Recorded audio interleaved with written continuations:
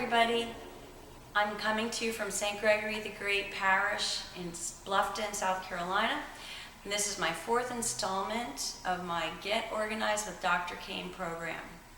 Today, I'm going to talk to you about a composer that you likely have never heard of before, but I have come to really appreciate and love this composing and this man's life since I started working on my dissertation about 10 years ago. Firmin Swinnen. He was born in 1885 in Belgium, in the Low Country of Belgium, in the Dutch-speaking part of Belgium. His early studies were with his father and his grandfather. He studied at the Lemons Institute. Now, if you remember last time we talked about Charles-Marie Widor. Widor also studied at the Lemons Institute. So there is a connection between these two composers. And I'm going to show you in a little bit something that's really special that brings these two even closer together. And after he studied at the Lemons Institute, he went to the Antwerp Conservatory. He married Augusta, and in 1914, when the Germans bombarded Antwerp, he and his wife Augusta, under the cover of dark, escaped on an oyster boat to the neutral country of Holland.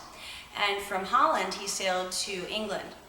And in England, he didn't know any of the language. He was unfamiliar with the style of organ that they had in England, but he gave 265 recitals for the Belgian War Relief. It's uncertain why he did this, but he was not invited, but he was told he could go back to Belgium. And it was safe for him to go back. But he decided, for some reason, to sail to New York.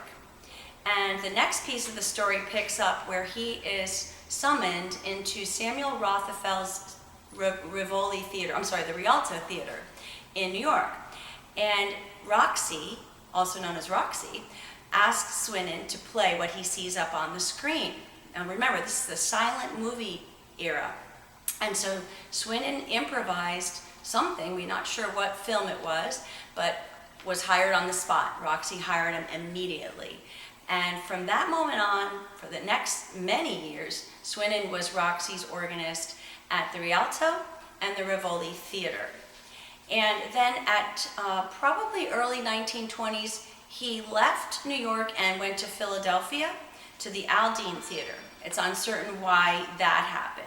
But the best part of it was that he was playing movies at the Aldine Theater, and he was discovered by Titus Giese, who was Pierre du Pont, the gunpowder magnate's secretary. He was there to watch a movie and heard Swinnen play. Now, du Pont at the time, as all the rich and famous did, had his own gigantic estate with an organ.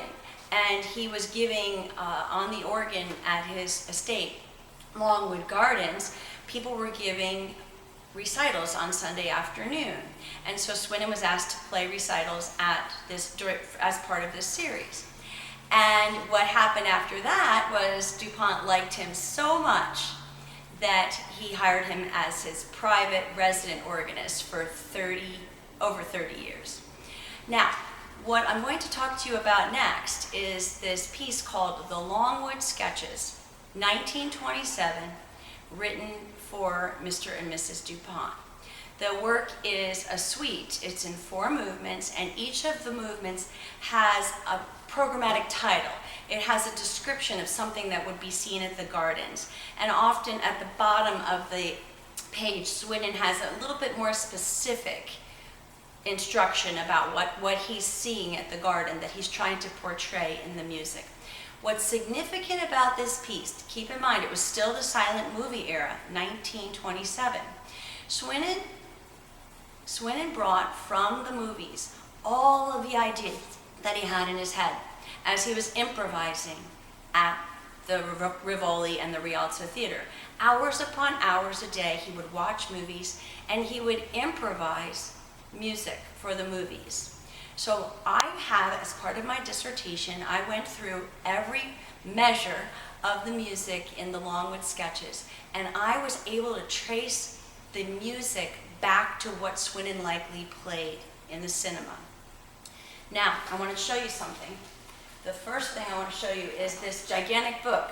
This book, called Motion Picture Moods for Pianist and Organist, is a collection of every possible theme that an organist would have seen and be required to play for in the movies. And in the beginning, there's all the different categories. And the organist, if they were playing a movie, a Western, or they were playing a movie with children or a festival, they would be able to turn to that section and find the music that would be most appropriate for that topic.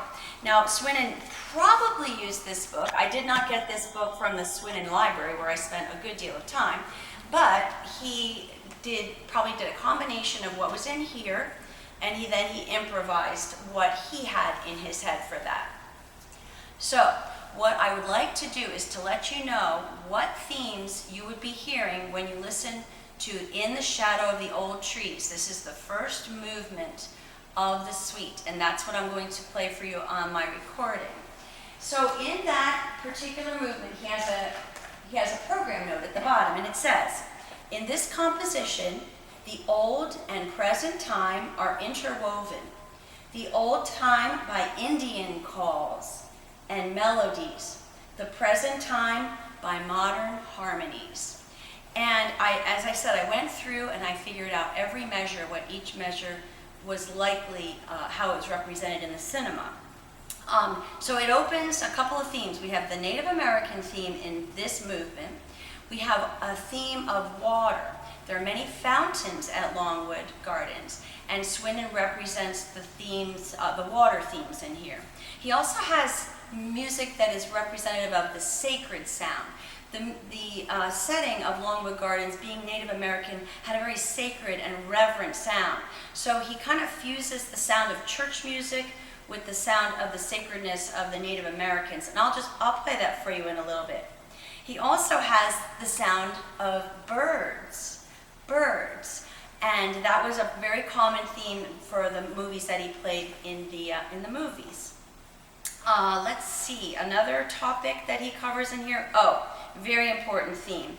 Storms, and oncoming atmospheric topics. This was a very popular theme for Swinnen. He even composed or improvised an entire piece called The Storm, which was recorded and is very interesting to hear. And at some point I might put that up on my YouTube page as well, so you can hear Swinnen himself playing his storm improvisation. And so then another thing was, I think those are the main themes that you would hear in this movement, although in some of the other movements he also has themes of flowers, and he has, that's probably about the primary themes that you would hear in this. So what I'd like to do is to just let you hear, well, first let me just show you a picture of Mr. Swinnen. This is one of the most popular pictures of him at the organ at Longwood Gardens. Yeah. And the next picture is Mr. Du Pont. Mr. Du Pont here on the left with Mr. Swinnen. And this is probably one of the oldest pictures that exists of Mr. Swinnen. And finally, this picture of him at the Longwood Gardens next to the organ. He actually helped design, this was the second instrument at Longwood Gardens. He helped design this Aeolian, and it's from 1930. And there he's sitting next to the instrument he designed. I also found this very sweet picture of Mr. Swinnen, very late in his life. Now, let's move over to the organ. And let me just show you a couple of these themes that you're going to hear. The Native American theme, there's a couple of those. One is a motif that comes in and out of the entire four-movement suite. And he calls it, this is what he calls the Indian war cry. And it's what we call a tritone. And a tritone has a very mysterious and very regal sound. And this is how the whole work opens, with the tritone. Goes like this, listen to this. And then he does it again.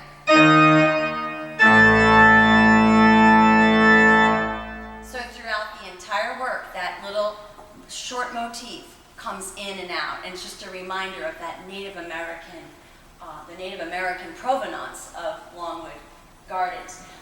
It goes on a little bit with a little bit more of the tritone, and then I wanted you to hear this, what I would call a choral. It almost sounds like a church theme, but it's got some really unique chords in it that make me think, this is what my research has shown, that it is a sacred theme, but it also represents the Native American provenance.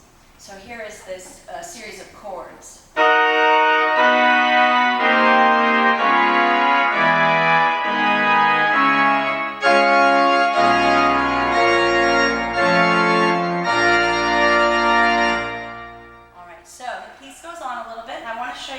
What happens with the bird sound. This is a bird sound. And as I said, I used this book. I went through this whole book and I found what bird sounds would have been like in the silent era.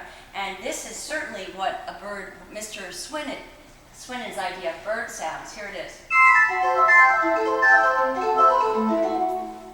All right. Now, another Native American theme and used in this book and throughout the silent era was what's called a basso ostinato, very regal sounding, and he uses this throughout his work. And this is what a basso ostinato, it's a repeating pattern, and this is the basso ostinato that he uses in this work. Let's try this. Here we go. How about this? I'll put it on a little bit louder so you can hear that. Here's the basso.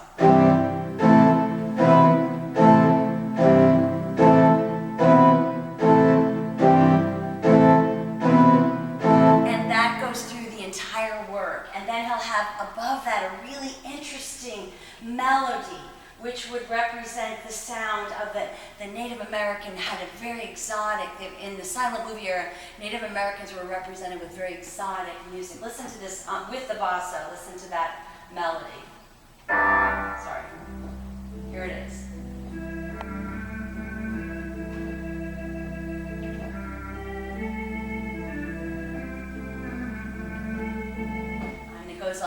It goes on like that for a while. Another thing to represent the Native Americans was what's called a martial fanfare. And this is a great example of a martial fanfare. Check this out. And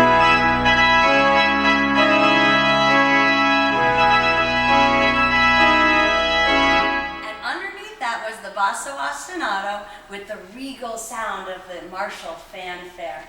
Now, I'd like to show you something that's really special, and this is what's called a font in France. In French music, font means fountain, and he uses the special chord progression of the font to represent the sound of the fountain. So check this out, check this out.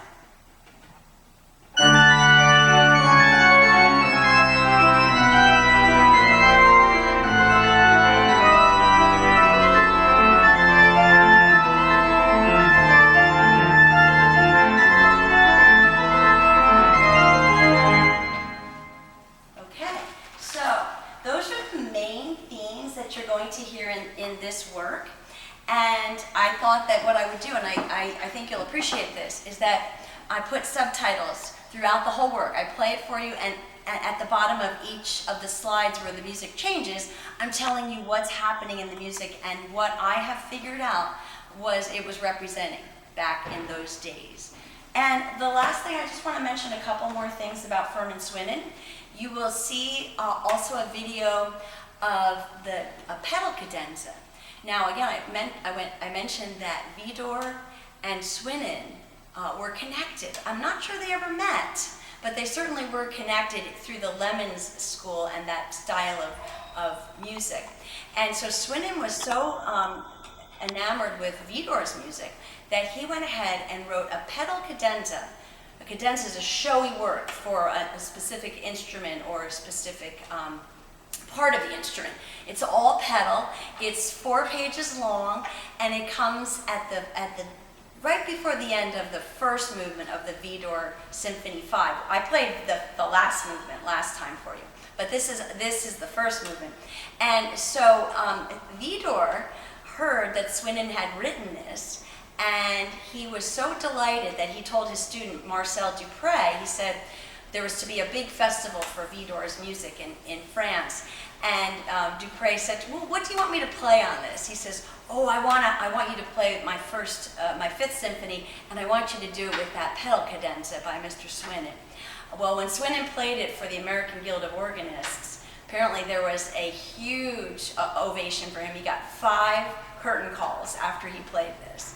And so this is a really, really neat, very special thing, and it's a good connection between those two composers.